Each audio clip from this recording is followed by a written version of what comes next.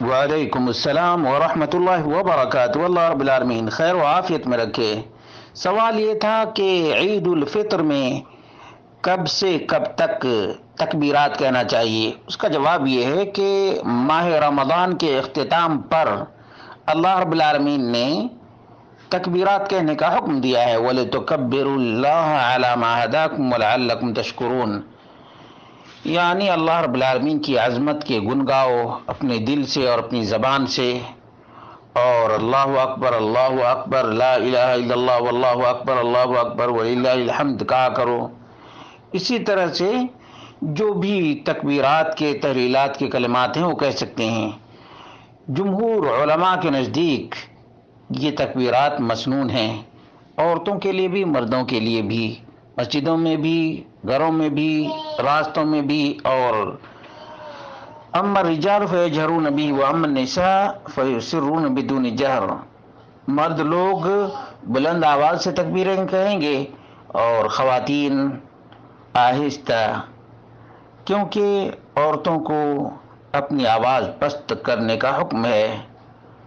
اسی لیے اللہ کے رسول صلی اللہ علیہ وسلم نے فرمایا اذا نابکم شیء فی صلاتکم فلیسبح الرجال ولتصفق النساء، کہ جب نماز میں کوئی خلل واقع ہو جائے تو مرد تسبیح کہیں اور عورتیں ہاتھ سے تالی بجائیں۔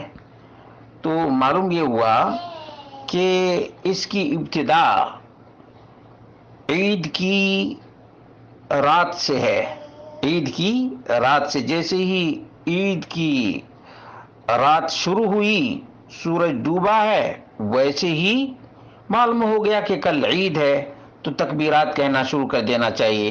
یا تو 30 دن پورے ہو جاتے ہیں تب، یا چاند نظر آ جائے 29 ہی کو تو شروع کر دینا چاہیے۔ اور جہاں تک اختتام کی بات ہے تو جیسے ہی امام عید کی نماز کے لیے آ جائے ویسے ہی تکبیر کہنا بند کر دینا چاہیے، یعنی اذا شرع الناس فی صلاۃ العید انتہا وقت التکبیر، جیسے ہی عید الفطر میں نماز شروع ہوئی ویسے ہی تکبیر کا وقت ختم ہو گیا۔